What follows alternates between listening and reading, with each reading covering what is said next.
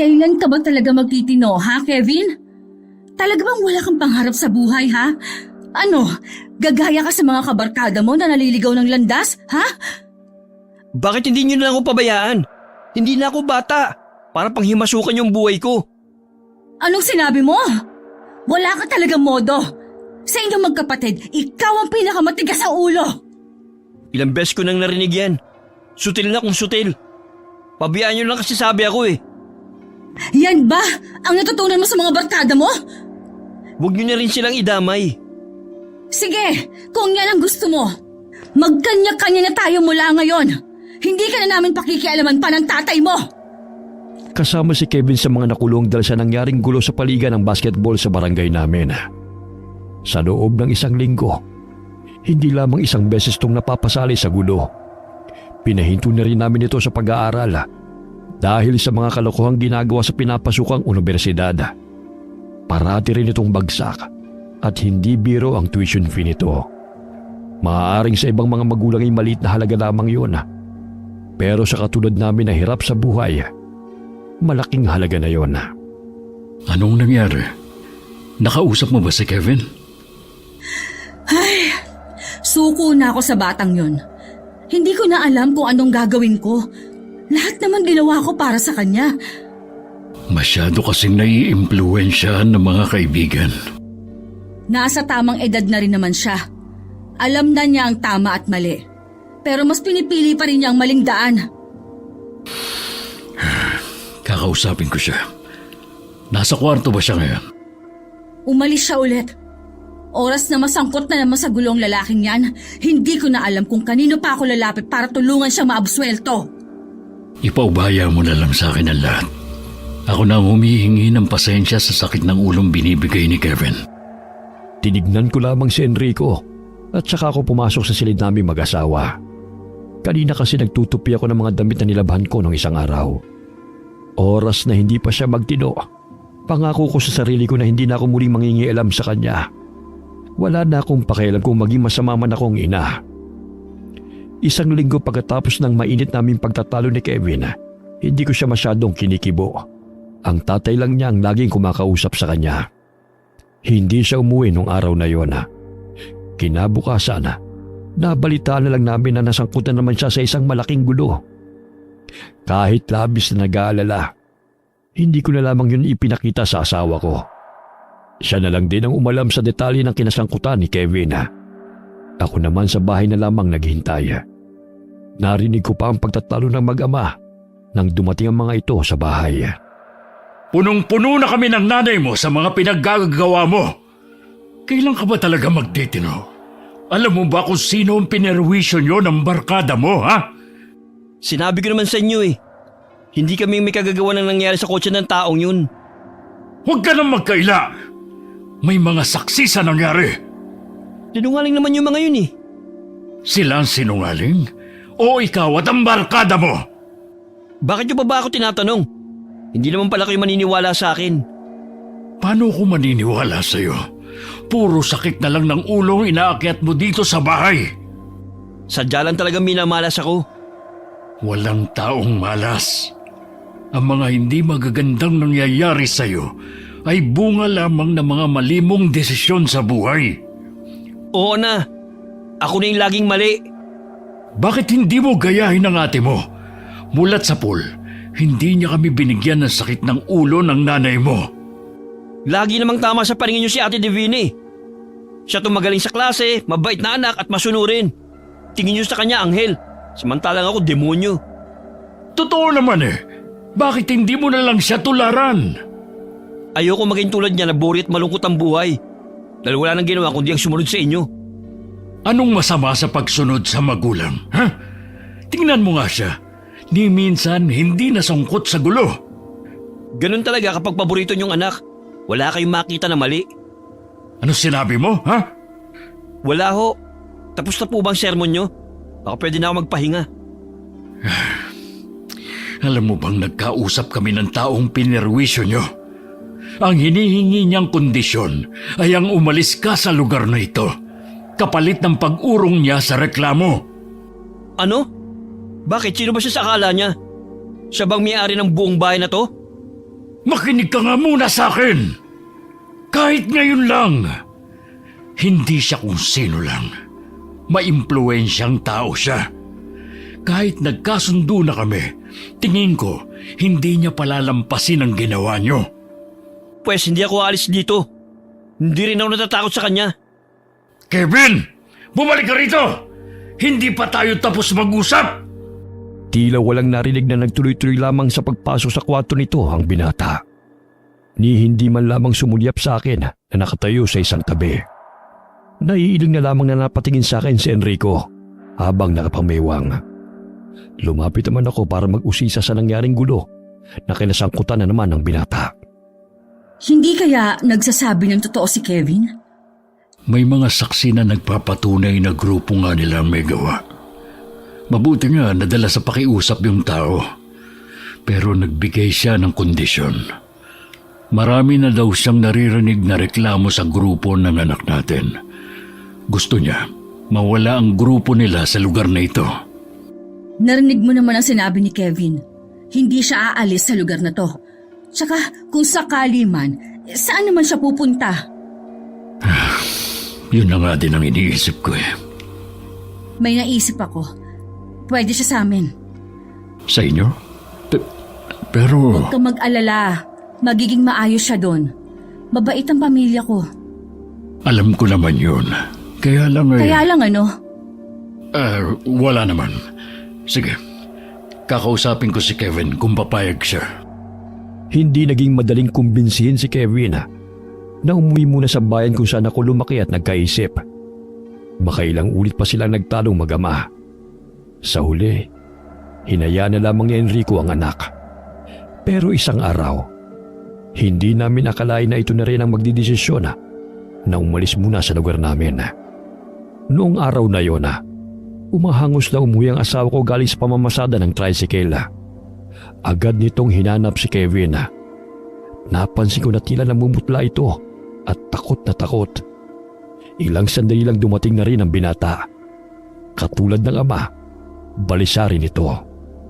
Ano bang nangyayari sa inyong dalawa? Wala po, Nay. Papasok muna ako sa kwarto ko. Ikaw, Enrico, pwede bang pakipaliwanag mo nga kung anong nangyayari? May ginawa na naman bang kalokohan si Kevin? Wala naman. Medyo kinakabahan lang ako. Yung kaibigan kasi ni Kevin, natagpo ang patay kaninang umaga. Ha? Sino ang pumatay sa kanya? Hindi ko alam eh. Pero hindi maganda ang kutob ko sa nangyari. Isang linggo na sa bahay si Kevin. Mula nang mamatay ang isa sa mga kaibigan niya, hindi na ito mapakali at tila may kinatatakutan. Hindi ko tuloy malaman kung ikatutuwa ko ba ang pagtigil nito sa bahay o lalo ko pang ikabahala. Kahit si Enrico hindi rin maiwasan na mag-alala. Kaya naman muli ko siyang kinausap tungkol sa mungkahi ko. Hindi pa man nakakausap ni Enrico ang binata. Isang balitang muling gumulat sa amin. Isa na namang kaibigan ni Kevin ang natagpuang wala ng buhay. Ang nakakabahala pa, imbis na magkaroon ng simpatya ang mga tao, tila natutuwa pa ang mga ito sa unti-unting pagkalagas ng grupo ni na Kevin. Isa sa mga nadidinig naming mag-asawa ay mabuti na rin dahil salot naman daw ang grupo sa lugar namin. Anak, hindi naman sa pinagtatabuyan ka namin ng nanay mo. Kaya lang, hindi mo maiaalis sa amin na mag-alala sa'yo. Sana naman, pumayag ka na sa kagustuhan namin ng nanay mo. Ano naman po kasing gagawin ko sa probinsya ng inay? Ni minsan di pa kami nakakauwi ni ate doon. Magpalamig ka muna doon. May palagay kasi ako na may tao o mga taong may matinding galit sa inyo. Ayoko lang na may masamang mangyari sa'yo. Pag-iisipan ko muna, Tay. Bakit kailangan mo pang pag-isipan? Una po sa lahat, hindi naman ako sanay sa buhay probinsya eh. Naiisip ko pa nga lang ang magiging buhay ko doon para mamamatay na ako sa pagkainip. Baka sakaling tumino ka kung malalayo ka sa mga barkada mo na wala namang buting na idudulot sa'yo. Haya na naman kayo eh. Barkada ko na naman ang nakita nyo. Totoo naman eh. Kaya huwag ka na mag-isip pa. Sa ayaw at sa gusto mo. uuwi ka sa probinsya ng nanay mo. Napangiti naman ako sa huling tinura ng asawa ko. Sa kauna-unahang pagkakataon kasi, noon lamang siya gumamit ng ganong tono kay Kevin. Ang binata naman ay napakamot na lamang sa ulo. Dahil may sariling pamilya na naman si Divina, nagpasya kami na samahan na muna si Kevin sa probinsya. Matagal na rin kasing hinihiling ng nanay ko na umuwi ako sa amin. May edad na kasi ito at marahil ay gusto rin ako makasama sa huling sandali pa ng buhay niya. Tsak na matutuwa ang inay sa pag-uwi natin. Sigurado yun. May 1 taon na yata nung huling dinalaw mo siya. Oo, nakukonsensya na nga ako na hindi man lang siya madalas na madalaw. Kapag nando na tayo, saka ka bumawi. Ganun na nga ang gagawin ko. Sana, kapag nandun na tayo, magbago-bago na rin si Kevin. Wala akong ibang hiling kundi ang bagay na yan. Bago ang araw ng pag-uwi namin sa probinsya, lumipat na sa bahay si Divina at ang pamilya niya. Pansamantala na sila munang tatao doon habang wala kami. Ang tricycle naman ng asawa ko, balak namin kumuha ng tao na mamamasada at magbibigay na lamang ng boundary sa amin. Hindi naman maipinta ang mukha ni Kevin dahil wala itong magawa sa naging desisyon naming mag-asawa. Ang atin ito'y naiintindihan kami at natutuwa pa nga ito na makakalayo na ang kapatid sa mga barkada nito. Dumating ang araw ng pag-alis namin. Muntik pa nga kaming maiwan ng bus dahil tanghali nang bumangon si Kevin. Pagkatapos ng mahabang biyahe, narating na rin namin ang liblib na baryo ng Hermosa. Mainit naman kaming tinanggap ni Inay at ng iba pa naming kamag-anak. Hindi ko rin mapigilan ng mapaluha nang makita at mayakap ang nanay ko. Ay, sa wakas umuwi ka na rin dito sa atin. Gabi-gabi kong ipinagdarasal ang sandaling ito. Pasensya na po kung ngayon lang ako nakauwi.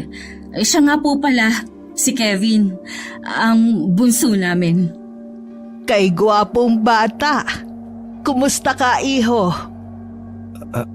Ayos naman po, Lola. Siguradong nagugutom na kayo. Pumasok muna kayo at magpapakuha lang ako ng buko para may mainom kayo. Meron pa ako diyang suman. Tamang-tama sa pagdating ninyo. Kami lamang ang pumasok sa loob ng bahay. Ang inay ay tumuloy naman sa bahay ni Kuya Jopet para mag-utos na kumuha ng buko na nasa likod bahay lang naman. Nang makapasok kami sa bahay, napansin ko kagad na wala pa ring pagbabago sa ayos. Bagamat luma na halos sa mga kasangkapan, napanatili naman ang kaayusan at kalinisan ng paligid. Bakit Hermosa ang pangalan ng maliit na baryo na ito? Wala naman akong nakikita maganda. Puro bahay kubong na daanan natin, malalaking puno at mga bundok. Paano ako tatagal sa lugar na to? Kapag nagtagal-tagal, malalaman mo rin kung bakit Hermosa ang pangalan ng baryo na to. Para sa akin, ang baryo ng inay mo ang pinakamagandang lugar na napuntahan ko. Para sa inyo maganda ang lugar na to. Pero para sa akin hindi. At sobrang boring ang mga tanawin dito. Sakto namang papasok na noon si Inay at narinig niya ang mga sinambit ni Kevin. Umiti lamang ito at hindi man lamang nainis. Parang si Enrico pang nahihiya sa inaasal ng binata. Halina kayo sa kusina. Magmerienda muna kayo para makapagpahinga na kayo. Nasaan po ang kwarto ko sa bahay na ito? Gusto ko na sana magpahinga. Ayoko pong magmerienda. Ganun ba, iho? Sige, magpahinga ka na muna. Sasamahan na kita sa kwarto mo dito.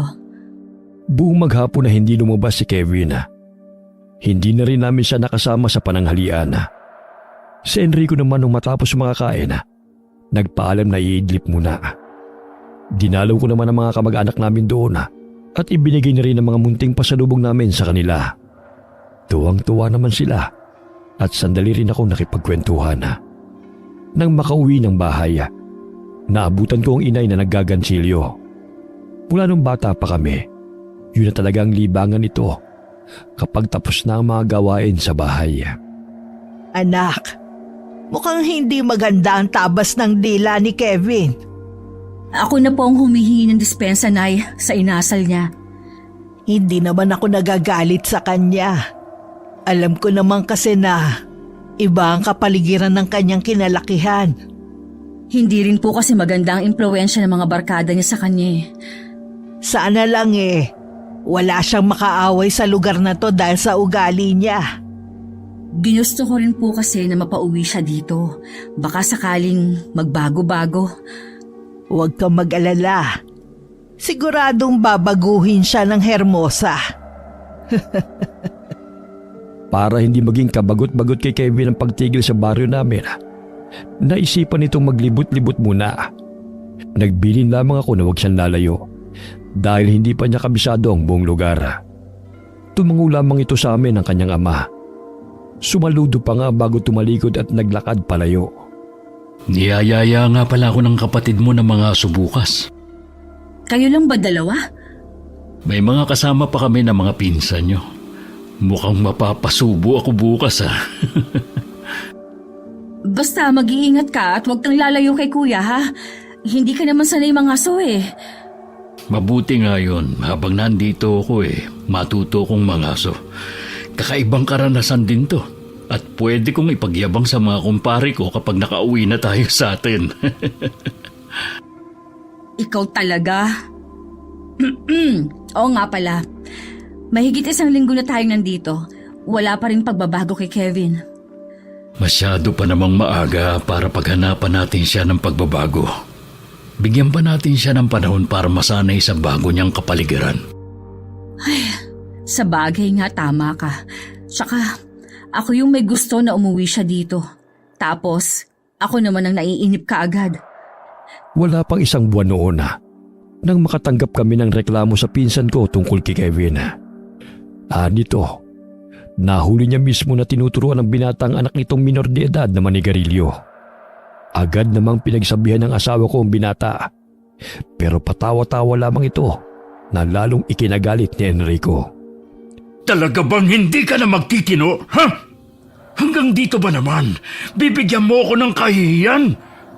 Sino ba kasi may sabi sa inyo na gusto kong tumira dito? Hindi ka na nag-iisip? Sa tingin mo kaya kung hindi ka namin nilayo sa lugar natin, buhay ka pa kaya? Ang sabi ng Ate Divina mo, 3 na sa mga kaibigan mo namamatay. Sa tingin mo, nagkataon lang ang lahat? Mayroong tao na gusto na kayong mawala. Itong tandaan mo, Kevin. Oras na hindi ka magtino, pauuwiin kita sa atin at bahala ka na sa buhay mo. Ako naman talaga ang bahala sa buhay ko eh. Masyado nyo lang kasi akong pinanghihimasukan. Yan ba ang tingin mo sa pagmamalasakit namin sa'yo? Masyado ka namin pinanghihimasukan? Kung nagtitino ka, hindi ka namin kailangan pampangaralan. Ang layo talaga ng ugali mo sa kapatid mo. Hay, napasok na naman si ate rito. Ang mabait at masunurin kong kapatid. Bow. Tama na yung pagtatalo nyo. Hindi sanay ang mga taga rito sa ganyang pagtatalo. Nakakahiya sa mga kapitbahay. Itong si tatay malit na bagay lang pinalalaki pa. Kung saan na nakarating ang usapan. Sa susunod, Kevin, kung gusto mong magyosi, ikaw na lang. Huwag ka naman damay pa ng ibang tao. Akala mo naman nakagawa na ako ng krimen kung pagalitan niya ako. Diyan na nga kayo. Tignan mo yan. Bastos talaga. Hindi ko alam kung saan tayo nagkulang sa pagpapalaki sa kanya. Hindi tayo nagkulang. Lalo ka na. Sadya lang siguro na ganun na ang ugali niya. Pasensya ka na. Lagi ka na lang naiipit sa mga ginagawa niya. Baka kapag hindi pa siya nagbago, pauuwiin ko na lang siya sa atin. Halos araw-araw nagtatalo ang mag-ama. Mas matindi ang kanilang pagtatalo ngayon kumpara nung hindi pa kami umuwi ng Hermosa. Araw-araw ding umuwi ng lasing si Kevin. Ako na nahihiya kay inay na tahimik lamang na nagmamasid sa nangyayari. Pasensya na po kayo, Nay, ha? Ganyan na po talaga si Kevin kahit nun pa. Huwag lang sana siyang makahanap ng katapat niya rito, Renata. Alam mo namang hindi basta-basta ang mga tao rito sa Hermosa. Wala naman po sigurong magsasalbahe kay Kevin, lalo't alam ng mga taga rito na anak ko siya. Huwag kang pakampante, anak. Marami na rin naman dayo sa lugar natin eh. Yung iba, galing pang malalayong lugar at isla. Hindi ko na nga po alam ang gagawin ko. Naaawa na rin ako kay Enrico. Tama yung sinabi ng asawa mo. Yun talaga ang likas na ugali ng binatang yun. Nananalaytay na sa kanyang dugo ang ugali niya. Nasa kanya ang pagbabago. Kahit oras-oras niyo pa siyang pagsabihan, kung hindi naman pumapasok sa utak niya ang mga pangaral ninyo, wala ding mangyayari. Panalangin ko na sana magbago pa siya. Hindi naman kasi habang buhay nandito kami ng tatay niya. Ayokong ayawan siya ng mga tao dahil sa ugali niya. Habang nag-uusap pala kami ng mga oras na yon ng inaya, wala kaming kamalay-malaya na nasangkot na naman si Kevin sa gulo. Pumunta sa bahay namin ang naging kaklase ko nung high school. Inirereklamo niya na pinagtangkaan daw ng binata ang kanyang anak. Halos hindi ako makapagsalita ng mga sandaling yon. Parang gusto ko nang ilubog ang sarili ko sa lupa sa sobrang kahihiyan. Gusto ng kaharap ko na magkaharap-harap kami sa barangay. Dahil sa matinding galit, hindi na namin hinintay na kusang umuwi si Kevin ng bahay. Sinundo na ito ng ama sa bahay ng kaibigan. Naabutan pa niyang nagiinom ito. Kulang na lang nakalad ka rin ni Enrico ang anak. Pagdating sa bahay, hindi na nakapagpigil ang asawa ko at nasaktan niya ang anak. Wala ka na bang ibibigay sa amin ng nanay mo kundi sakit ng ulo? Dito ka pa talaga nagkakalat? Hindi mo na binigyan ng kahihiyan ng inay mo. Mag-impake ka. Ngayon mismo, aalis ka.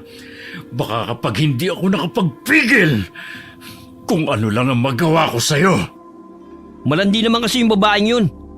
Akala mo kung sinong mainhin na probinsyana. Tumahimik ka na! Huwag mo nang dagdagan ng mga kasinungalingan mo para maituwid ang baliko mong pag-iisip. Ganyan naman kayo palagi eh. Ibang taong pinaniniwalaan nyo kaysa sa sarili nyong anak.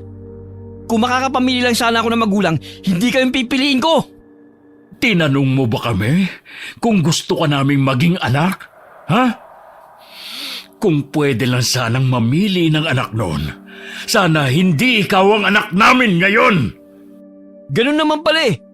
Huwag niyong hihingin na respetuhin ko kayo. Hindi ko na kayo igagalang bilang mga magulang ko. Saan ka na naman pupunta? Kinakausap pa kita! Leche! Paalis na nga yung tao eh. Gusto mo pang pigilan? Magsama-sama kayo rito. Mga talunan! Enrico, hayaan mo na lang siya. Namumula ka na sa galit. Baka kung mapano ka pa. Renata, pwede ba ikuha mo ko ng tubig? Nahihirapan akong huminga. Yan na nga bang sinasabi ko eh. Teka, kukuha lang ako ng tubig. Enrico! Enrico! Diyos ko po! Gumising ka! Inay! Tulong! Si Enrico nawala ng malay! Ano nangyari? Ba't ka sumisigaw? Enrico! Bigla na lang po siyang bumagsak at nawala ng malay. Dali na po natin siya sa ospital. Teka, tatawagin ko lang ang pinsan mong si Noki. Mabuti na lamang hindi pa nakakalis si Nuki para mamasada ng tricycle. Agad naming naisakay si Enrico sa tricycle sa tulong na rin ng mga kapitbahay. Habang patungong ospital, panayang dasal ko sa isip na sana hindi maging malala ang lagay ng asawa ko. Pagkatapos ng mahigit kalahating oras, narating na rin namin ang ospital. Agad naman siyang inasikaso ng doktor at nurse. Naging kainip-inip ang bawat sandali. Mabuti na lamang hindi ako iniwan ni Noki. Ilang sandali pa, lumabas na rin ang doktor. Sinabi nitong nagkaroon ng mild stroke si Enrico. Kailangan muna itong obserbahan ng ilang araw pa. Umuwi lang ako sandali para kumuha ng ilang gamit. Naabutan ko pang inay na naghihintay sa akin. Kumusta na si Enrico, Renata? Maayos na ba ang lagay niya? Kailangan pa po siyang obserbahan. Pero kanina po nagkamalay siya.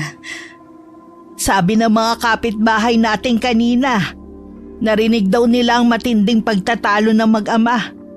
Yun ba ang dahilan kung bakit tinatake si Enrico? Ganoon na nga po. Yun po ang unang beses na nagalit ng matindi si Enrico. Umuwi nga ang anak mo kanina. at binanggit kong nasa ospital ang kanyang ama. Ni hindi man lang nagbigay ng reaksyon kahit magtanong. Wala talaga siyang pakialam sa tatay niya. Mali yata na inuwi niyo siya dito sa atin eh. Gusto ko lang naman po siyang mapabuti. Yung mailayo sa mga kaibigan niyang masamang impluwensya sa kanya. Mabuti nga ang intention mo, pero hindi naman niya yun nakikita.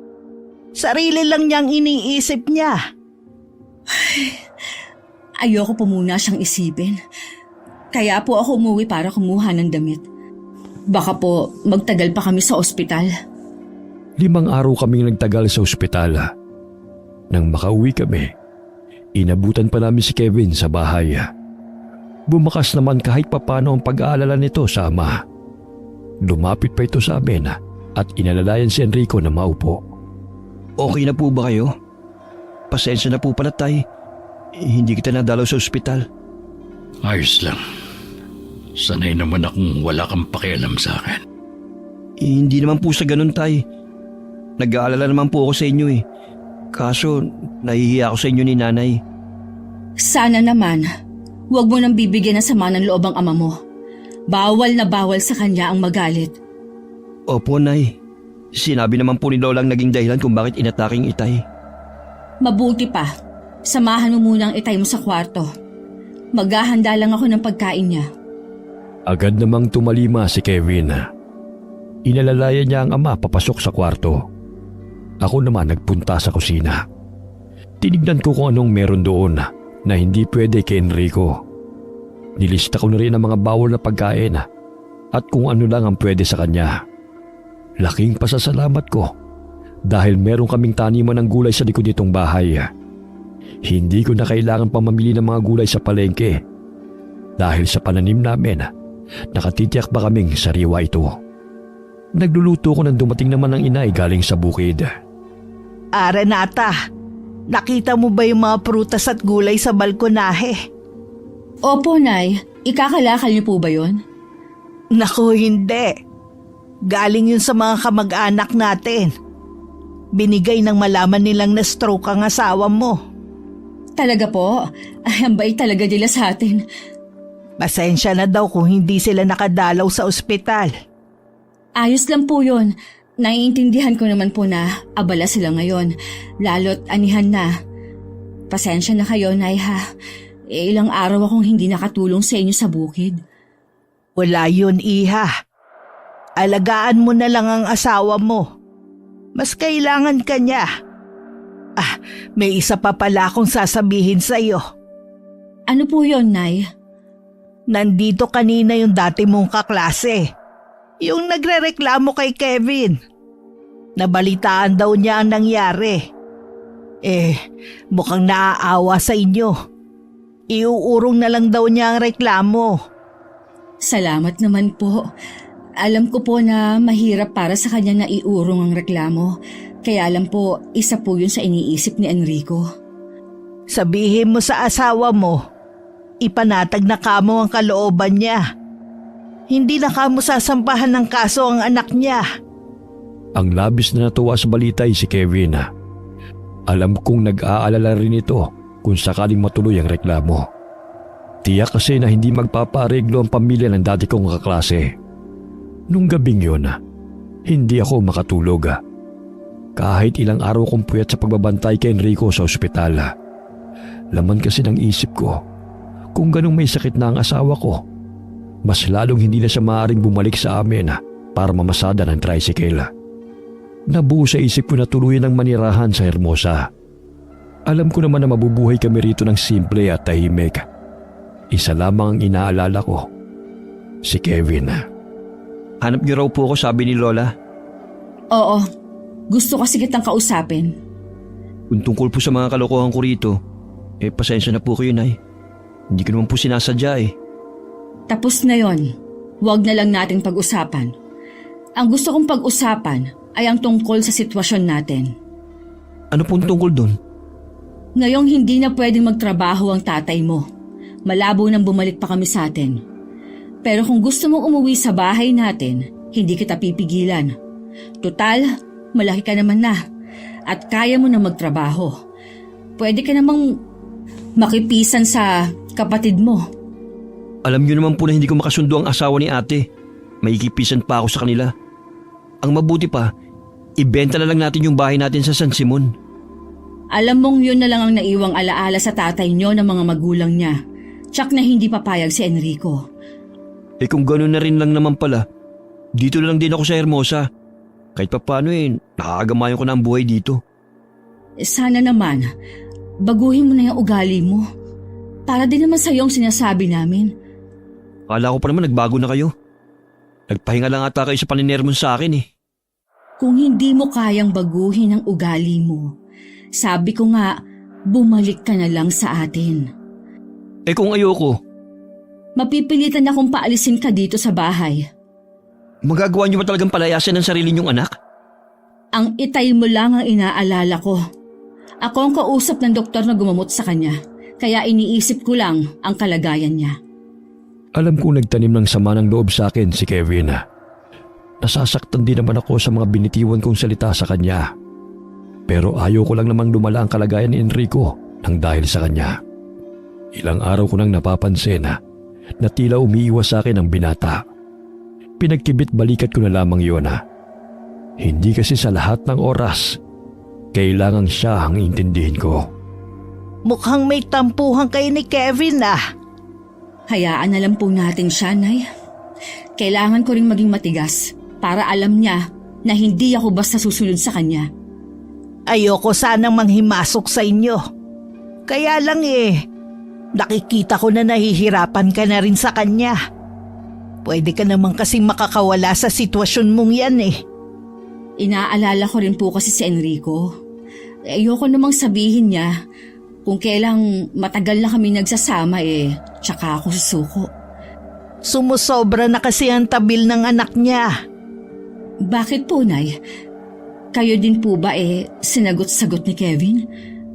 Hayaan mo na lang yon. Lasing lang naman siya, kaya siguro nakapagtaas ng boses sa akin. Kailan po ito nangyari? Nung nasa ospital kayo. Minsan sumasagi sa isip ko na baka nasa akin na naging problema, kaya ganun ang pag-uugali niya. Pero bakit si Divina? Hindi naman ganun ang pag-uugali. Huwag mong isipin na ikaw ang may kasalanan kung bakit ganun si Kevin. Sinabi ko nga sa iyo, anak, minsan nananalaytay din sa ugat. Napakabait naman ng kanilang ama. Sa ilang taon naming pagsasama, ni minsan hindi ako noon napagtaasan ng boses man lang. Baka namana niya ang ugali niya sa tunay niyang ina. Hindi malabong mangyari yon. Baka nga po. Wala naman po akong alam tungkol sa kanilang ina. Kung tutuusin napakaswerte nila sa'yo. Inalagaan mo sila na parang tunay mong mga anak. Wala po akong masabi kay Divina. Alam niya rin po na hindi ako ang tunay nilang ina.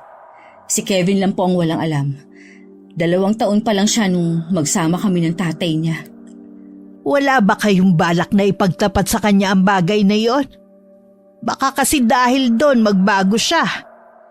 Hindi pa po namin napag-usapan ni Enrico. Nasa tamang edad na rin naman siya para malaman ng totoo. Nag-aalala kasi ko sa ugali niya Sa totoo lang, anak, marami nang naiinis sa kanya na taga rito. Hayaan niyo po, Nay. Hindi ako mananawa na paalalahanan siya habang nandito pa siya sa Hermosa. Isa sa iniingatan naming lihim ni Enrico ay ang katotohanan na hindi naman talaga ako ang tunay na ina ng magkapatid na Divina at Kevin. Namatay sa panganganak ang tunay nilang ina. 7 taon noon si Divina at 2 taon naman si Kevin na magkakilala kami ng tatay nila. Makalipas ang 3 buwan, nagpakasal kami ni Enrico. Mula noon, nilisan ko na ang lugar namin at madalang na lamang umuwi. Ang maliit na baryo namin dati ay wala talagang pangalan. Sabi ng mga matatanda noong araw, may isa raw na banyaga ang nagpangalan dito dahil sa mga nagagandahan na dilag noong araw.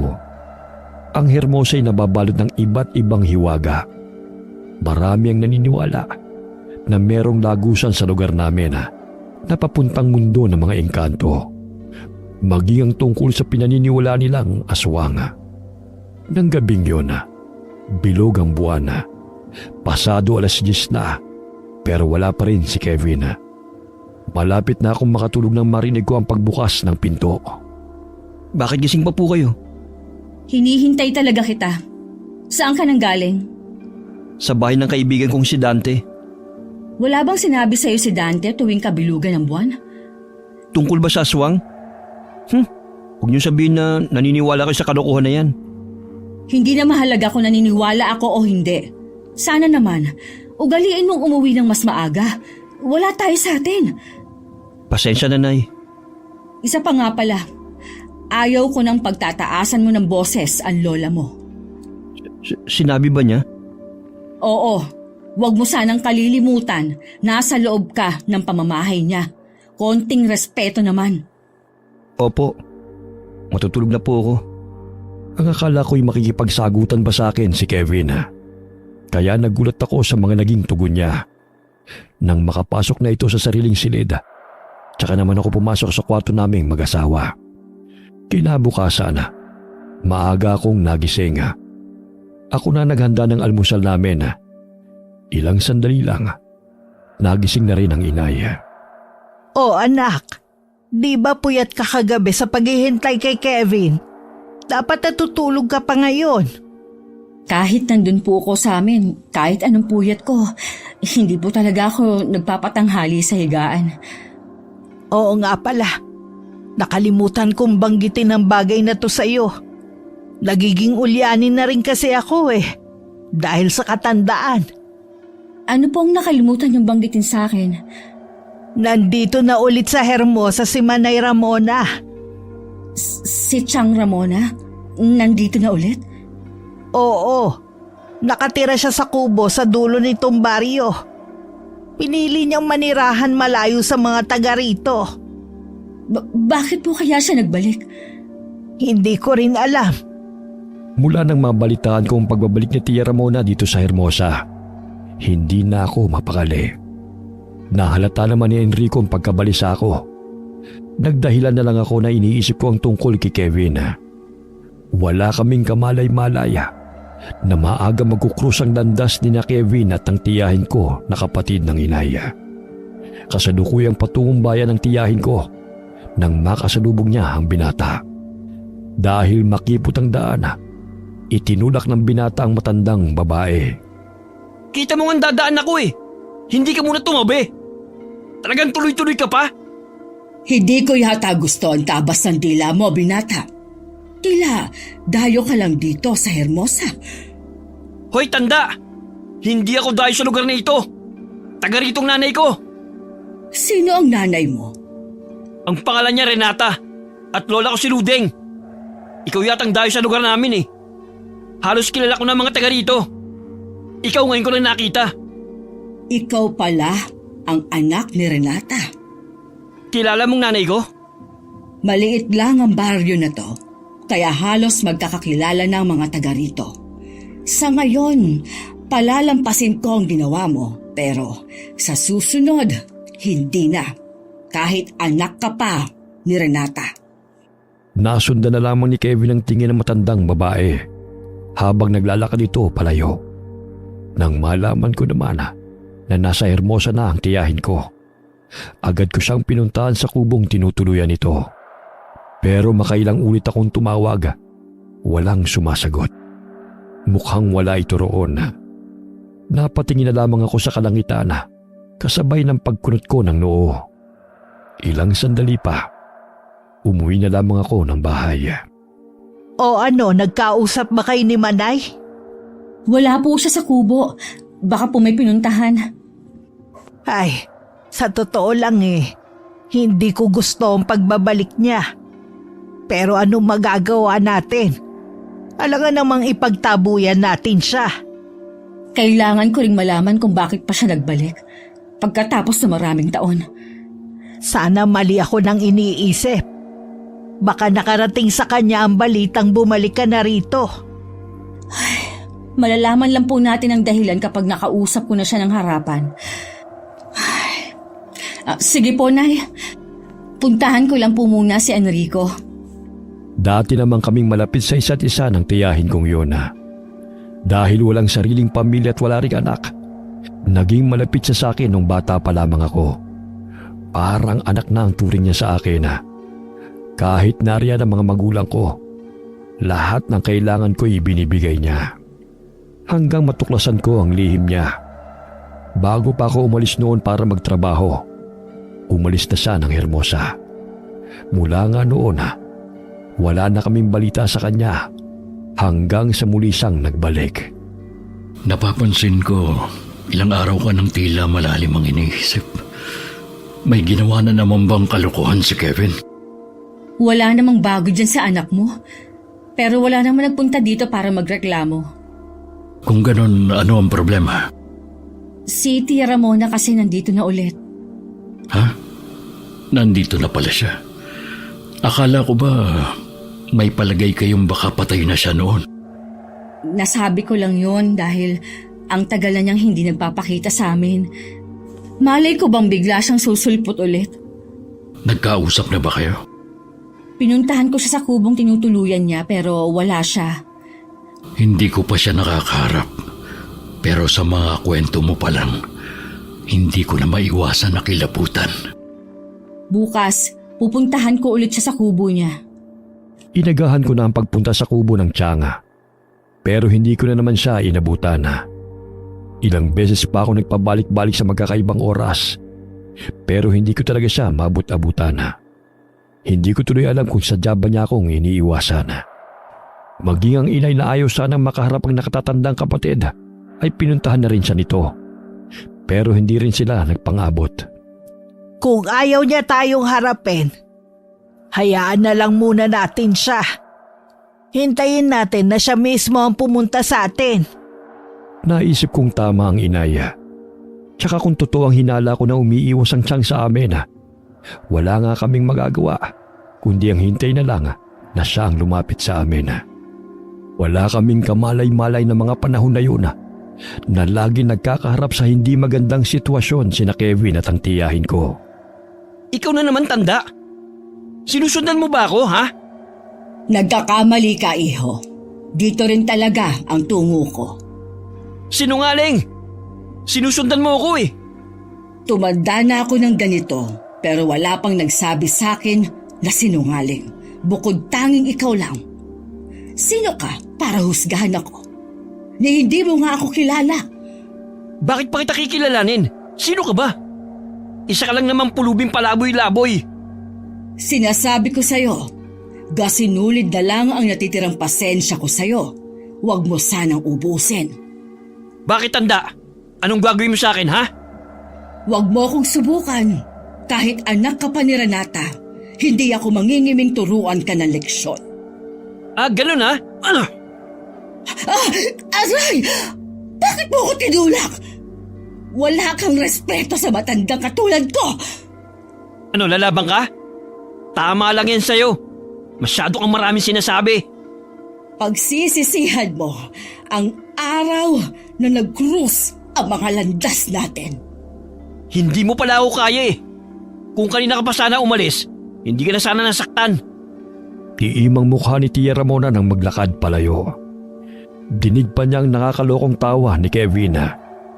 Ang kasama namang dalaga nito, natulala na lang at walang nagawa sa inasal ng binata.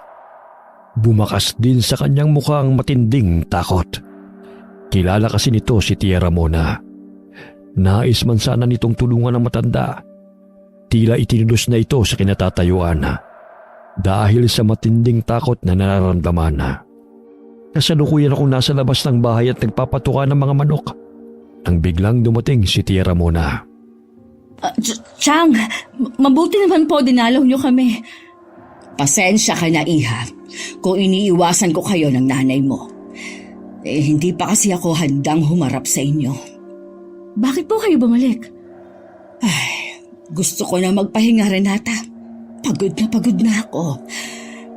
Kung hihilingin niyo ang bagay na yon, pasensya na, Chang. Hindi ko po kayo mapagbibigyan. May takot po ako sa Diyos. Hindi ko magagawang talikuran siya. Hindi ka ba naaawa sa akin, Iha? Alam niyo pong minahal ko kayo at itinuturing ng pangalawang ina. Pero sana po, maunawaan niyo rin ako. May pamilya ako. Ayoko na pati sila madamay kung sakaling pagbigyan ko ang kahilingan ninyo. Hindi na rin ako magtatagal. Umaasa pa rin ako na magbabago pa ang isip mo. Nakakaramdam man ako ng habag sa matandang tiyahin ko. Pero hindi ko naman maaaring pagbigyan ang kanyang kahilingan. Siyang may kagustuhan na malagay sa ganoong sitwasyon. Ilang beses namin siyang pinigilan ng inaya. Pero nagmatigas siya. Si Manay ba ang kausap mo? Natanaw ko kasi siya sa may bintana eh. Opo, tama nga po kayo ng hinala kung bakit siya nagbalik. Hindi ako papayag sa gusto niyang mangyari. Kasalanan naman niya kung bakit nasa ganun sitwasyon siya. Bakit kailangan ka pa niyang idamay? Nananahimik ka kasama ng pamilya mo. Bakit kailangan niyang guluhin ang pananahimik mo? Hindi ko pa rin po maiwasan na maawa kay Chang. Nag-iisip pa rin po ako kung paano ko siya matutulungan. Ang pamilya namin ay isa sa mga orihinal na nanirahan sa Hermosa. Sa kabila ng simpleng pamumuhay namin, kasundo naman namin ang mga tao. May ilan pa rin sa kanilang nakakaalam sa lihim ng aming pamilya. Mula sa mababagsik na mangkukulam ang aming mga ninuno. Pero si Chang Ramon na lamang ang nagpatuloy sa pamilya namin na aralin ang karunungang itim na minanapan niya sa mga magulang nila ng inay. Nang tuloy na siyang nagpasakop sa kadiliman, ninais na rin niyang yakapin ang pagiging aswang para mas lalo siyang magtaglay ng pambihirang kapangyarihan. Kapalit naman doon ay ang paglayo ng mga kapamilya namin sa kanya at maging ang mga tao sa Hermosa. Kaya doon nagdesisyon ang Chang Ramona na umalis at magpakalayo-layo. Kinausap din ng inay ang kanyang manay tungkol sa hinihingi nito sa akin. Gusto mo rin naman palang ipamana ang karunungang itim at pagiging aswang mo. Bakit hindi ka nag-asawa at nag-anak? Magiging tapat ako sa iyo, Ludeng. Natakot ako noon sa karma. Iniisip ko na baka pamilya ko ang magsakripisyo sa mga ginawa ko.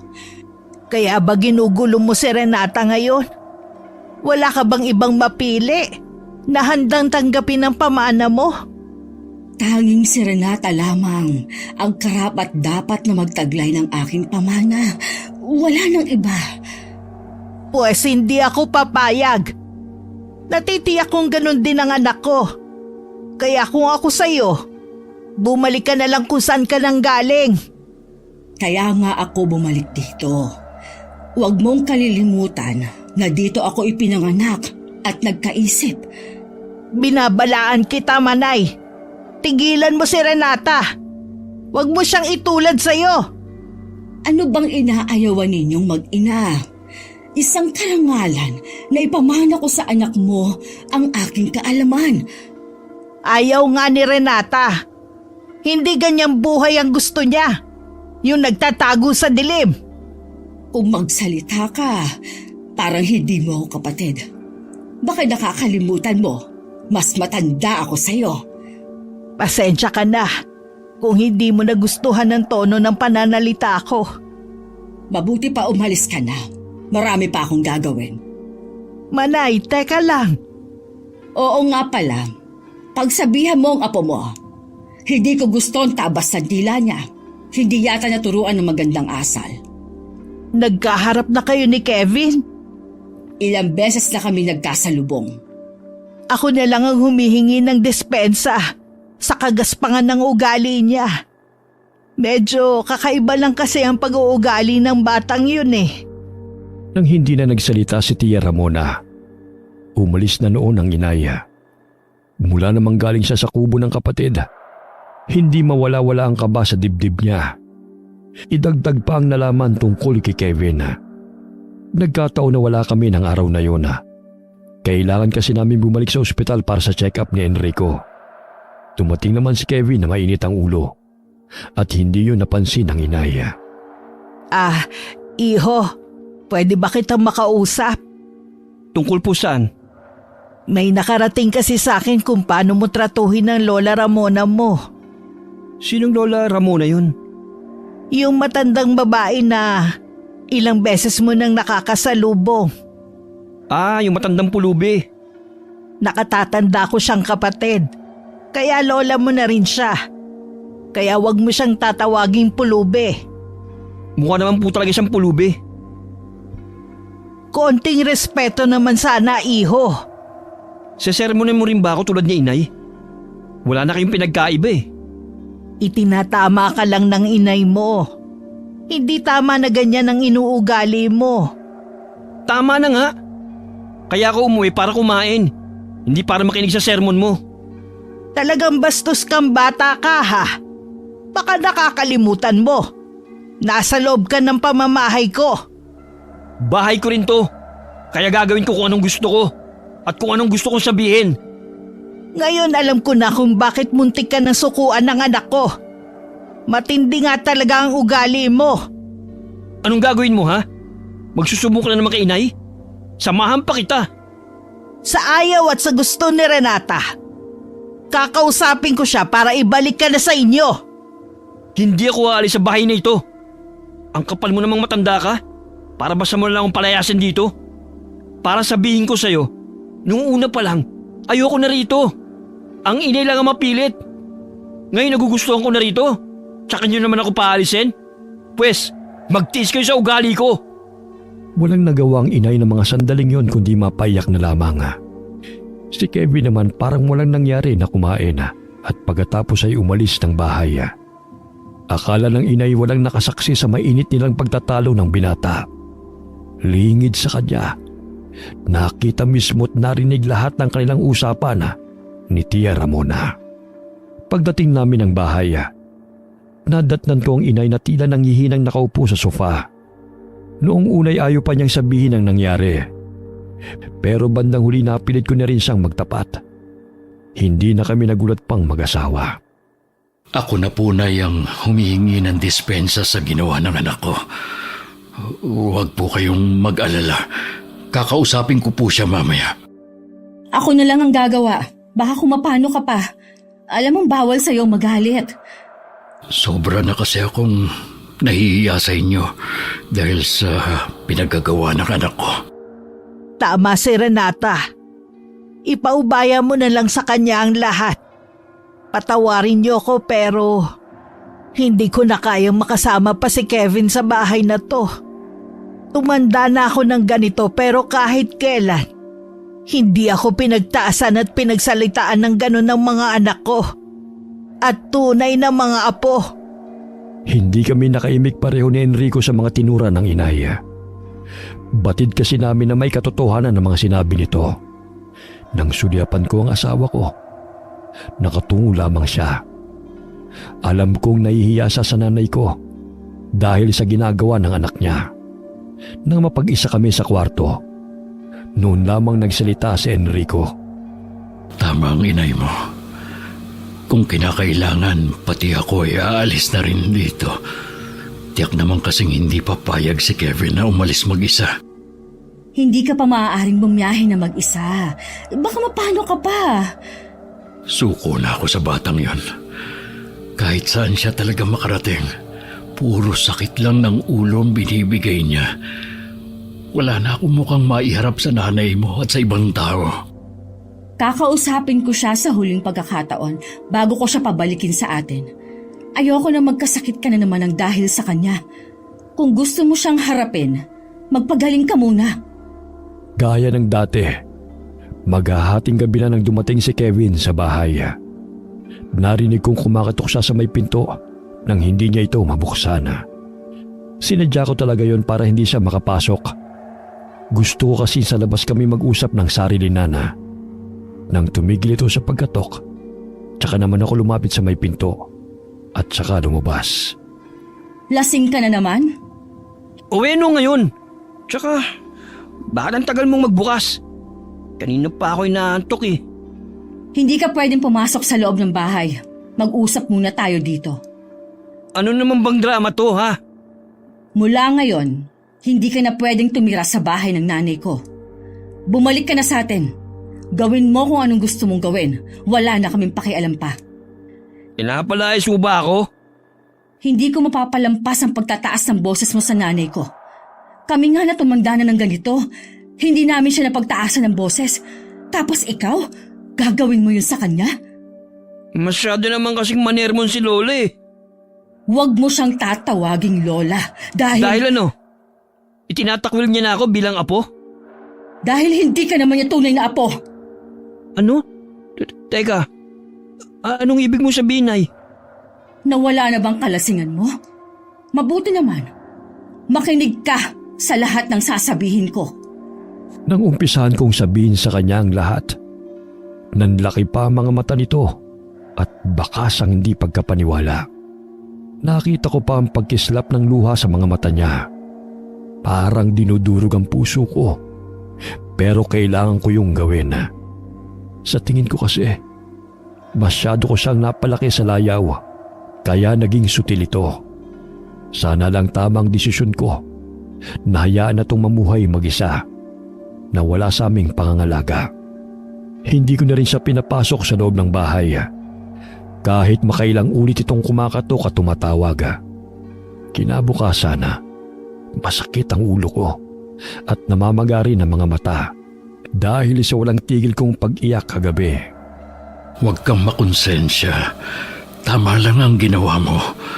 May karapatan kayong paalisin siya rito. Wala naman talaga siyang karapatan. Huwag mo sanang isipin na hindi ko siya minahal at itinuring na anak sa ilang taon nating pagsasama. Alam ko naman na minahal mo ang dalawa kong anak. Masigit sa pagmamahal mo sa sarili mo. Nasaksihan ko naman yun. Sadyalan talagang matigas ang ulo ni Kevin. Sinabi ko na rin ang katotohanan na hindi ako ang tunay nilang ina ng ate niya. Pati pala yun sinabi mo sa kanya. Patawarin mo ako. Hindi ko na kasi napigilan ang sarili ko. Masyado akong nasaktan sa ginawa niya sa inay. Hindi mo kailangang humingi ng kapatawaran. Ang dami mo nang isinakripisyo para sa amin. Kahit hindi magsalita si Enrico, alam kong nasaktan siya dahil sa ginawa kong pagsabi ng katotohanan kay Kevin. Nadala na rin kasi ako ng emosyon ko. At marahil galit na matagal nang kinikimkim ng dibdib ko. Kahit wala na si Kevin sa bahay namin, nakikibalita pa rin kami sa nangyayari dito. Nalaman namin na hindi ito umalis ng Hermosa. Nakikitira ito sa bahay ng isang kaibigan at pumasok ng trabaho sa isang poultry farm. Isang gabi habang nasa harapan kami ng hapunan, narinig namin ang malakas na boses ni Kevin sa labas ng bahay. Mukhang lasing ito. Lumabas ako kasunod ang inay. Hindi ko alam na susunod din pala si Enrico. Kahit sinabihan ko na wag nang lumabas. Lumabas kayo dyan! Harapin niyo ako! Huwag kang manggulo dito! Hindi ka ba nahihiya sa mga kapitbahay? Bakit ako mahihiya? Dapat nga kayong mahiya eh. Pagkatapos niyo akong palayasin na parang hayop. Umuwi ka na, Kevin. Tsaka na lang tayo mag-usap kapag hindi ka nalasing. Bigyan mo naman ng respeto ang inay mo at ang lola luding mo. Ano ka mo, Tay? Inay at Lola? Hindi ko naman kadugo yung mga yan eh. Kaya nga pinalayas nila ako sa bahay na yan. Dahil sobra ng ginagawa mo, hindi mo na sila ginalang. Oo na. Imbis na akong kampiyan nyo, bang tao pa talaga. Kung ayaw mong itakwil din kita bilang anak ko, aalis ka ngayon din. Sa tingin mo natatakot ako, ha? Di itakwil mo. Wala akong pakialam. Magsama-sama kayo. Akmang susuguri ni Enrico ang anak nang pigilan ko siya. Kitang-kita rin ang pamumula ng kanyang mukha at pagkuyom ng mga kamao. Hinagod-hagod ko ang kanyang likod para pakalmahin. Si Kevin naman ay patawa-tawa pa nang umalis. Pasuray-suray itong naglakad palayo. Habang nasa daan, hindi nito akalain na makakasulubong ang tiyahin ko. Dito niya ibinunto ng galit sa amin. Buwisit kang matanda ka. Isa pang malas. Sa dami ng pwede kong makasalubong, ikaw pa talaga? Ikaw ang malas sa mga kasama mo. Lahat ng lumalabas sa bibig mo ang siyang lumalarawan kung anong klase kang tao. Tumigil kang matanda ka! Kung ayaw mo masaktan! Subukan mo! Halimaw! Halimaw! Tulong! Tulungan niyo ako! Sige, iho. Tumakbo ka hanggang gusto mo. Hindi mo rin ako matatakasan. Masusundan kita kahit saan ka magpunta. Nangangatog sa takot na umuwi sa bahay ng kaibigan niya si Kevin. Hindi rin ito makausap ng maayos. Basta ang naging bukang bibig nito ay ang matandang babae. Ilang araw at gabi nang balisa si Kevin. Buong gabi lamang itong gising ayon sa kaibigan. Kaya napilitan na itong sabihin sa amin ang nangyayari sa binata. Sinundo namin si Enrico sa bahay ng kaibigan niya. Tahimik lamang siya hanggang makauwi kami sa bahay. Kevin, Tay! Totoo nga talagang halimaw! Isang halimaw yung matandang babae! Yung kapatid ni Lola Luding! hanggang ngayon ba gumagamit ka pa rin ng ipinagbabawal na gamot, ha? Maniwala po kayo, Tay!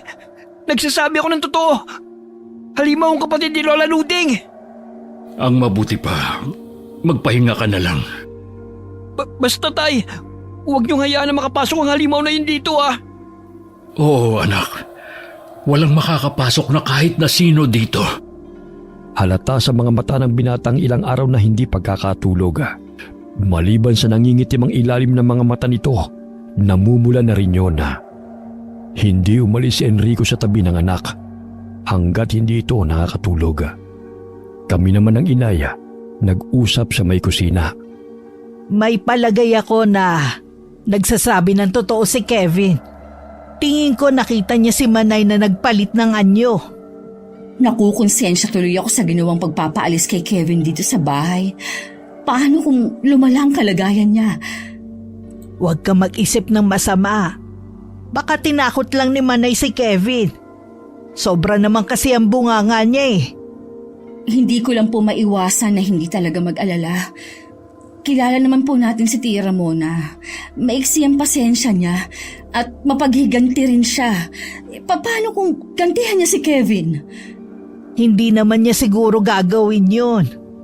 Alam niyang anak mo ang binatang yan. Hindi niya pangangahasan na saktan siya. Sana nga po, Nay. Nang gabing yun, habang mahimbing kaming natutulog, isang itim na pusang nakapasok sa aming bahay. Dumiretso yun sa kwarto ni Kevin. Naalimpungatan naman ang binata noon nang maramdaman na tila merong nagmamasid sa kanya. Napasiksik siya bigla sa ulunan ng kanyang higaan habang nanginginig sa takot. Nang humakbang palapit sa kanyang pusang itim, isang malakas na sigaw ang pinakawalan niya. Doon kami nagising lahat at napatakbo sa kwarto niya. Naabutan pa namin ang pusang itim na tumalon sa nakaawang na bintana. Huminahon ka. Wala nang pusa. Nay! Yung mata ng pusa! Nanilisik habang nakatingin sa akin! Baka naghahanap lang ng pagkain yung pusa na yon at dito pumasok sa bahay.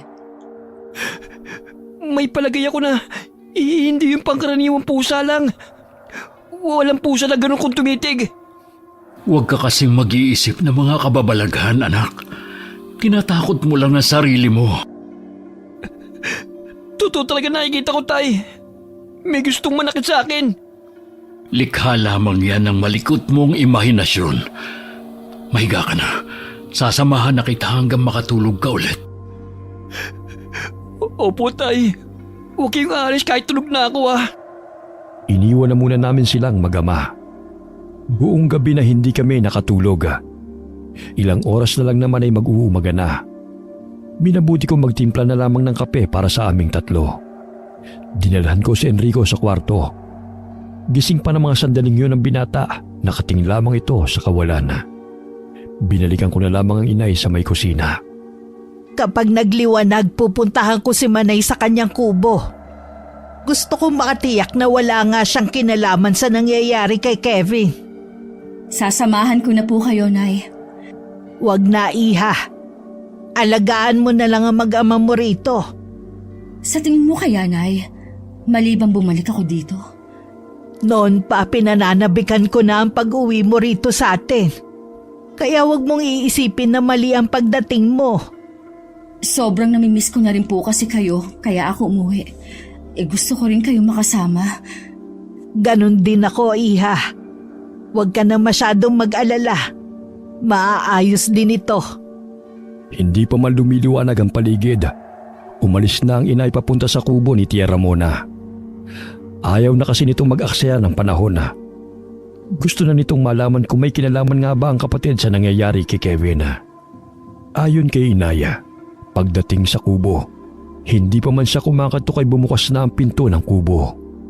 Napakadilim sa loob noon at kakaibang kilabot ang bigla na lamang daw gumapang sa kanya. Para siyang itinulos sa kanyang kinatatayuan nang biglang nagsindi ang mga kandila sa loob. Pumasok ka, kapatid. Hindi ka ba natatakot na magkaroon ng sunog sa dami ng kandilang nakasindi? Huwag kang mag-alala. May sariling isip ang mga kandila ko. Hindi nila ako ipahahamak. Manay, naparito ko para sabihin sanang tigilan mo na si Kevin. Wala naman akong ginawa sa kanya. Pero nakita ka niya saan yung aswang. Sobrang takot na nung bata. Dapat lang yun sa kanya. Bastos at walang modo ang lalaking yon. Nakikiusap ako sa iyo. Pabayaan mo na lang si Kevin. Ano ba ang gusto mong gawin ko para mapawi ang galit mo? Wala ka nang magagawa pa. Sa mga oras na ito, unti-unti nang tumatalab ang kulam ko. Nagawa mong kulamin ng binatang yon? Manay, talaga bang wala ka ng takot kahit konti sa Diyos? Gusto ko lang turuan ng leksyon ang lalaking yon. Hindi ko nagustuhan kung paano niya kayo sagot-sagutin. Hayaan mo na lang si Renata sa pagdidisiplina sa anak niya. Kaya huwag ka nang mangialam pa, Manay. Ay, isa pa yan. Paano niya didisiplinahin ang hindi naman niya anak? Ha? Alam mo? Siyempre naman. Sa tingin mo mapaglalangan niya ako? Mga bata pa ang magkapatid ng mapangasawa ni Renata ang kanilang ama. Mula noon siya ang itinuring nilang ina. Dalaga ang anak mo. Pero pumayag kang makapag-asawa ng isang byudo. Mabait si Enrico. Wala akong masabi sa pakikisama niya. At higit sa lahat, mahal niya si Renata at tanggap niya ang pamilya natin. Hanggang saan kaya tatanggapin ni Enrico ang pamilya natin? Paano kung masaksihan niya ang paghihirap ng anak niya ng dahil sa akin? Kung balak mong gamitin ang pamilya ni Renata para mapapayag siya sa gusto mo, hindi sa ganyang paraan mo pwedeng manipulahin ang anak ko. Ano ba ang gusto mo? Matapos na ang salinlahi ng ating angkan tungkol sa paggamit ng karunungang itim? Noon pa ayoko nang manahin yan sa mga magulang natin. Ikaw lang tong mapilit. Pwes bahala kang maghanap ng tagapagmana. Isa kang hibang. Nagbago lang naman ang pananaw mo nang makilala mo si Pablo. Mabuti na lang, tuluyan na siyang nawala sa landas ninyong mag-iina. Teka nga lang, Manay. Huwag mong sabihin may kinalaman ka sa pagkamatay ng asawa ko. Ano kung ako nga? Ang sama mo! Paano mo nagawa sa akin to? Sarili mong kapatid inalisan mo ng katuwang sa buhay. Bakit? Pinunan ko rin naman lahat ng pangangailangan ninyo mag-iina. Kung hindi dahil sa mga tulong ko, marahil naranasan na ng mga anak mo ang magdildil ng asin. Wala akong dapat na ipagpasalamat sa iyo. Ikaw ang pumatay sa asawa ko. Kulang pa nga ang mga ginawa mo noon para tumbasan ang pagkawala niya. Isa kang ang halimaw! Anong sinabi mo? Halimaw pala, ha? Biglang naging mabalasik ang anyo ni Tia Ramona. Umabang malaalam rin itong buhok Naging kulubot ang balat at humaba ang mga kuko sa kamay at paa. Tila may sariling buhay ang buhok nito at mabilis yung gumapang kay inaya. Pumulupot yun sa leeg nito at pahigpit ng pahigpit. Pakawalan mo ako, Manay! Parang awa mo na! Hindi ko hahayaan na hadlangan mo ako sa mga plano ko. Kahit kapatid pa kita, hindi ako mangingiming patayin ka. Parang awa mo na! Lubayan mo na ang pamilya ko! Lulubayan ko lang kayo. Oras na pumayag na si Renata sa gusto ko. Nagkanda ubo-ubo ang inay habang hinihimas ang leega. Napatras pa siya papunta sa may pinto habang nakatunghay sa nakakatakot na itsura ng kapatid. Hindi makapaniwala ang inay na ganun ang magiging itsura nito mula nang tanggapin ang pagiging aswang. Kahit araw, nagagawa pa rin ang kapatid niya magbago ng anyo. May palagay ang inay na hindi pangkaraniwan lamang na aswang ang kanyang manaya. Hinamig muna ng inay ang sarili bago umuwi ng bahay. Sadya ko naman siyang hinihintay ng mga sandaling yun. Nay! Mabuti naman po nakauwi na kayo. Nagkausap na po ba kayo ng Chang? Oo. Nagkausap nga kami. Anong napag-usapan niyo? Renata, kailangan niyong ihanda ang mga sarili ninyo. Lalo na si Enrico. Sa kanya ako labis na nag-aalala. Inay, diretsahin niyo na ako. Ano po ang nangyari sa paghaharap niyo ni Tia Ramona? Kinulam niya si Kevin. Wala na raw tayong magagawa pa dahil unti-unti nang tumatalab ang sumpa niya rito. Hindi niya maaaring gawin yun. Anong karapatan niya para guluhin ang pamilya ko? Iba ang lakas niya. Nakakatakot siya. Pwes, hindi ako natatakot sa kanya. Haharapin ko siya. Iha, huwag ka nang pumunta ron. Hindi na siya ang kilala nating Manay. Kahit na anong pigil sa akin ng inaya, pumunta pa rin ako sa bahay ni Tia Ramona. Naabutan ko siyang nagsasagawa ng ritual. Halos mapaso na rin ako sa dami ng kandila na nakasindi sa buong paligid. Batid kong alam na niya ang presensya ko kahit hindi siya lumingon. Chang, napag-isipan mo na ba? Wala akong pag-iisipan dahil buo ang desisyon ko na hindi sumunod sa yapak ninyo. Kung ganon, bakit ka pa nagpunta dito? Para sabihin na tigilan mo ang ginagawa mo sa anak ko. Anak mo? Nagpapatawa ka ba, Renata? Hindi mo anak ang lalaking yon. Walang lumabas na sanggol sa sinapupunan mo. Huwag kang hibang. Hindi naman kailangan magluwal ako ng sanggol para lang masabi na ina ko. Nahihibang ka lang talaga. Tignan ko lang kung hanggang kailan ka magiging ina sa lalaking yon. Chang, nakikiusap po ako sa inyo. Huwag niyo nang saktan si Kevin. Umuwi ka na. Wala ka na magagawa pa para mailigtas ang taong yon. Chang! Kung ikaw na nga ang itinuturing niyang ina, nabigo ka dahil hindi marunong gumalang ang lalaking yon sa mas matanda sa kanya. Huwag niyo po siyang husgahan. Hindi niyo siya kilala. Masakit marinig ang katotohanan, pero maaaring may pagkukulang ka. Kaya ganung kagaspang ang pag-uugali niya. Alam ko na lumarawan sa mukha kong sakit sa tinurang yon ng tiyahin ko. Nagkaroon tuloy ako ng katanungan sa isip ko na baka nga nagkulang ako bilang ina ni Kevin. Bigo akong umuwi sa bahay. Pagdating ko roon, nagkakagulo sila dahil namimilipit sa matinding sakit ng tiyan si Kevin. Dalhin na natin sa ospital si Kevin. Kanina pa kasi masakit ang tiyan niya. Wala tayong magagawa. Hindi doktor ang kailangan niya. Ha? Huwag mo sabihin na may kumukulam sa kanya. Oo. Sino ang kumukulam kay Kevin? Si Tia Ramona. Gumaganti siya dahil sa ginawa sa kanya ni Kevin. Tulungan mo kung mailigtas ang anak ko. Hindi ko kayang nakikitang nahihirapan siya. Oo. Lahat gagawin natin para gumaling siya. Nagpatawag ang inay ng albularyo na nagmula pa sa ibang lugar. May albularyo kasi sa amin, pero hindi nito kaya ang kapangyarihan ng tiyahin ko. Isa kasi siya sa mga nakakaalam sa lihim ng aming pamilya. Marami rin ang nagpatotoo. Isa na roon ang kaibigang babae ni Kevin kung paano nito bastusin si Tia Ramona nung makita nila noon. Matindi pala ang mga ginawa ni Kevin na kalapastanganan kay Manay. Pero hindi pa rin sapat para kulamin niya si Kevin. Hindi na dapat siya bumalik pa. Wala na tayong magagawa sa bagay na yan. Walang sino man ang maaaring pumigil sa kanya para magbalik dito sa atin. Wala na yata akong pagpipilian kundi sundin ang kagustuhan ni Chang. Kung gusto kong maligtas si Kevin.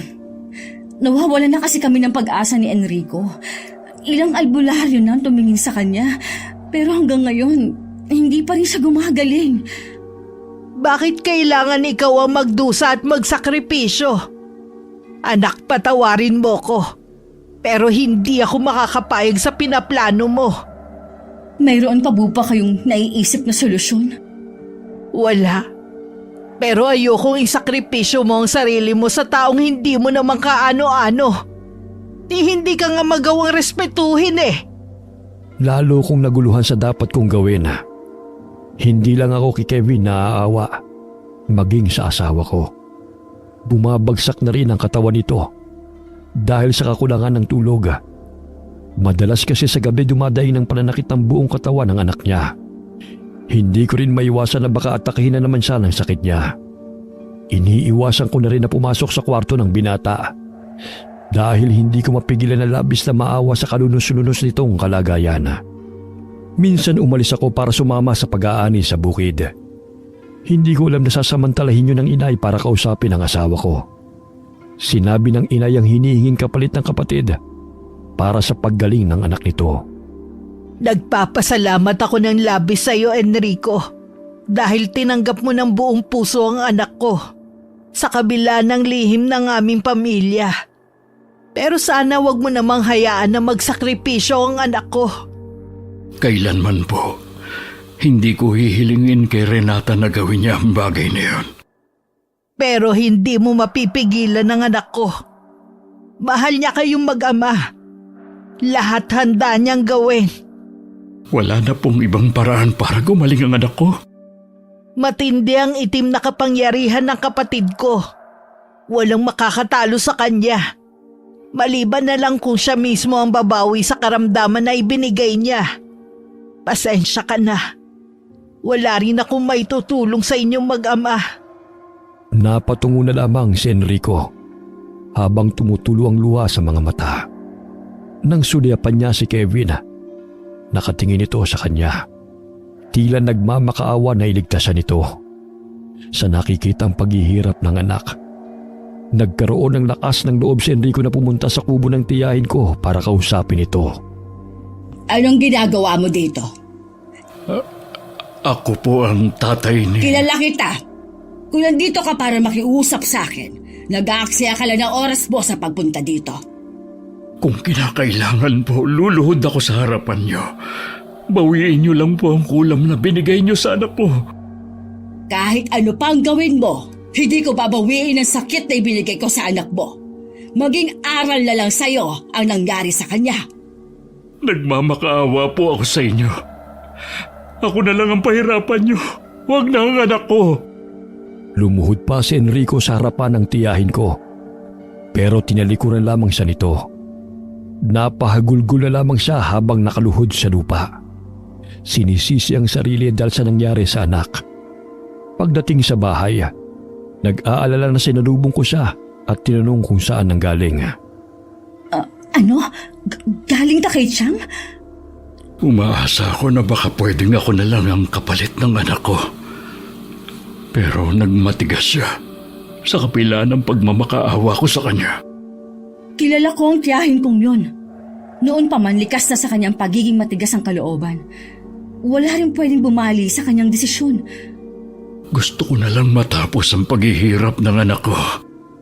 May isa pa akong magagawa. Alam kong iniisip mo. Huwag mo nang ituloy. Ayokong pati ikaw ay mawala din sa akin. Hindi mo kailangang isakripisyo ang sarili mo. Wala kang dapat patunayan. Sapat na ang ilang taon mong pag-aalaga sa amin ng mga anak ko. Alam kong mahal na mahal mo sila. Huwag mong sabihin na susuko ka na lang. Tingnan mo ang kalagayan ni Kevin. Kahit siya hinihiling na rin ang sarili niyang kamatayan. Patawarin mo ako. Kung hindi ko sana ipinilit na umuwi tayo dito sa amin, hindi mangyayari to. Huwag mong laging sisihin ang sarili mo. Walang dapat sisihin kundi si Kevin na rin. Kung nakinig lang sana siya sa atin, hindi ito mangyayari sa kanya. Alam kong hirap na si Kevin sa kalagayan niya. Pinapunta na rin namin si Divina para makita at makasama ang kanyang kapatid. Naging madamdamin din ang pagkikitang muli nila. Dahil hirap na sa pagsasalita si Kevin, puro senya sa kamay na lamang ang ginagawa nito. Tinanggap na lamang namin na hanggang doon na lamang siya at wala kaming magagawa para pigilan yon. Anak, patawarin mo ang inay kung marami akong pagkukulang sa'yo, ha? Kung lagi kitang napagsasabihan noon. Mahal lang kasi kita kaya kita pinagagalitan. Hindi kami galit ng inay mo sa'yo. Sa mga ginagawa mo lang, ayaw ka kasi naming mapahamak. Kung pagod ka na, pwede ka nang magpahinga, anak. Hindi ko na rin kasi kayang makita kang naghihirap. Huwag ka mag-alala. Makakasama mo naman ang inay mo. Hindi ka niya pababayaan. Mahigpit kong niyakap si Kevin. Parang ayaw ko nang bumitaw. Noon ko lamang mas lalong naramdaman na hindi ko pala kayang pakawalan siya. Ngayon pa lamang, nararamdaman ko na kagad ang pangungulila. Pagkatapos sumunod namang yumakap si Enrico. Iniwan ko muna silang mag-ama. Lumabas muna ako sa bahay para magpahangin. Habang nakatingin ako sa mga bituin sa langit, naririnig ko ang iyakan sa loob. Ganun ba kahalaga sa'yo ang mga taong yun? Chang, anong ginagawa niyo dito? Mula nang dumating ako, lagi ko na kayong sinusubaybayan. Gusto ko lang makita ang buhay na pinili mo. Kahit mahirap at puno ng pagsubok, hindi ko ipagpapalit ang buhay na pinili ko. Tama lang ang ginawa mo. Piliin mo ang buhay na magpapasaya sa'yo, hindi ang malungkot na buhay na pinili ko. Chang, hindi ba kayo masaya? Kapag ang isang tao ay hindi kontento sa buhay, hindi talaga nito mahahanap ang kaligayahan. Katulad ko, kung saan-saan ko hinahanap ang magpapasaya sa akin, ayun pala, nandito lang pala. Pero huli na ako. Magbalik loob na kayo, Chang. Bumalik na kayo sa amin. Namimiss ko na yung Chang na mapagmahal at malambing sa aming magkakapatid, lalo na sa akin. Hindi mo na ako kailangan. Wala nang may kailangan pa sa akin. Hindi po totoo yan. Marami ang nangangailangan sa inyo. Maraming naghihintay sa inyo. Huwag niyo po sanang ilayo ang sarili ninyo sa amin. Patawarin mo ako, Renata. Hindi ko sinasadyang saktan ang pamilya mo. Nang umalis ang Chang, nasundan ko na lamang siya ng tingin. Naramdaman ko na marami ding pinagdaanan nito noong mga panahon na hindi namin siya kasama. Nang gabing yun, nawala na ng malay si Kevin. Nanatili rin kaming gising at nakabantay sa kanya. Umaasa pa rin ako na sana mayroong himalang mangyari. Ikinalulungkot ko ang nangyari, anak. Hindi man lang ako nabigyan ng pagkakataon na makilala pa ng lubusan si Kevin. Alam ko po na nahihirapan din kayo sa sitwasyon natin at naaawa kay Kevin. Sino ba naman ang hindi naaawa sa batang yun? Kahit ang daming kalokohan sa katawan. Isang himala na lang talaga makakapagligtas sa kanya. Nasa labas kami ng silid ng inaya nang marinig namin ang malakas na paghagulgol ng mag-ama. Ilang sandali pa, tinatawag na ako ni Enrico. Napasulyap ako kay inay na nakatungo at bakas ang lungkot sa muka. Mabigat ang hakbang na pumasok ako sa kwarto na walang tigil sa pag-agos ang luha sa mga mata ko. Hindi rin ako makatingin ng diretso sa kanila. Renata, ang anak natin. Buhay siya. Tingnan mo, naghihilom na ang mga sugat niya sa katawan. Bumabalik na rin sa dati ang kulay niya. Ano? Paano nangyari yun? Lumapit ka at tignan mo siya. Oo nga. Isa nga ba itong himala? Nagmumulat na siya ng mga mata. Kevin, anak. Tay, Nay, hindi ba ako nananaginip lang? Hindi anak, kami talaga ito. Salamat sa Diyos. Nalampas ang buong pagsubok na ito. Nagugutom ka ba? May gusto ka bang kainin? Sabihin mo lang anak, ipagluluto kita. Isang linggo ka na kasing hindi kumakain eh. Alam kong nagugutom ka na. Gusto ko po yung lagi niyong niluluto sa akin ng mga bata pa kami ni ate. Yun po ang namimiss ko. Oo, ipagluluto ko kayo ng putahing yon. Pero hindi muna ngayon. Baka kasi mabiglaan tiyan mo. Kailangan siguro maglugaw ka muna. Oo nga, tama ang itay mo. Parang nagdahilan lamang si Kevin sa naging karamdaman niya. Malakas na ulit siya at masigla. Nakita rin namin ang pagbabago sa ugali niya. Minsan nagpaalam siya na lalabas ng bahay. Anito gusto niyang personal na humingi ng kapatawaran sa mga taong nagawa niya ng masama. Sana tuloy-tuloy ng pagbabago ni Kevin. Naging matinding aral sa kanyang muntikan ng pagkakalagay sa peligro ng buhay niya. Kaya siguro nakapag-isip-isip na siya. Nabanggit nga niya sa akin nung isang araw na babalik na siya sa atin. Maghahanap daw siya ng trabaho at mag-iipon. Gusto daw niyang bumalik sa pag-aaral. Maganda ang plano niyang bumalik sa pag-aaral. Kapag daw umuwi ang ate Divina niya sa isang linggo, sasabay na daw siya. Wala rin pagsidla ng saya namin mag-asawa dahil sa malaking pagbabago kay Kevin. Sino nga bang mag-aakala na ang karanasang ito ang magpapabago sa kanya?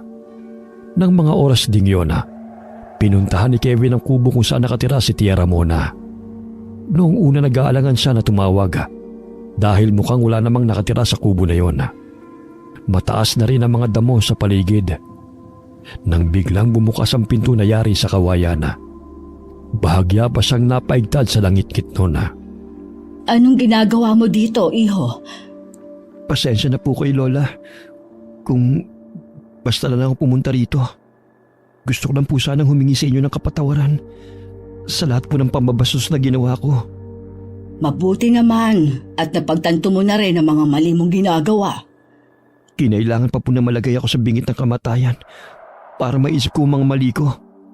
Sobrang nahihiya ako sa ibang taong naperwisyo ko. Lalong-lalo na po sa mga magulang ko. Totoo nga na kahit gaano pa tayo kasama, ay may kabutihan pa rin na nakatanim sa puso natin. Pagyamanin mo yon, iho. Huwag ka na ulit babalik sa dati mong ginagawa. Hindi na po, Lola. Hindi ko nasasayangin ang pangalawang pagkakataon na ibinigay sa akin. Bago umalis, lumapit pa si Kevin sa tiyahin ko at nagmano. Lumambot naman ang ekspresyon ng mukha ng tiyahin ko. Dama niya kasi ang sensibilidad ng binata sa tinura nito sa kanya. Salamat naman. Naisipan niyo akong dalawin. Ngayon, matatahimik na ako dahil alam ko na hindi kayo galit sa akin. Dadalawa na nga lang tayong nabubuhay na magkapatid. Magkakagalit pa ba tayo? Patawarin mo ako, Ludeng. Kumuntik na kitang mapatay nung minsang nagtungo ka dito. Wala na yun sa akin, Manay. bakit hindi ka na lang lumipat sa bahay namin? Para kahit papano may titingin sa'yo.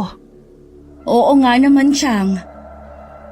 Chang, salamat po pala na binawi ninyo ang kulam kay Kevin.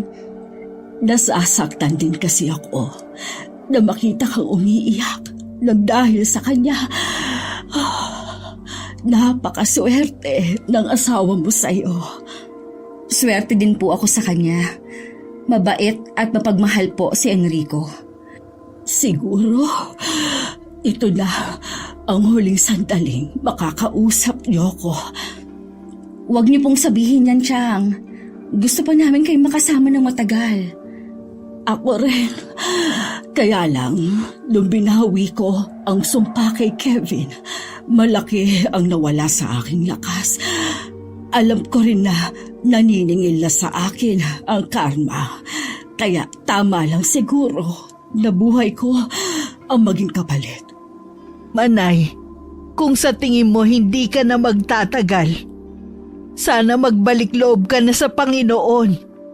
Siya lang ang kilalanin mong nag-iisang tagapagligtas nating lahat.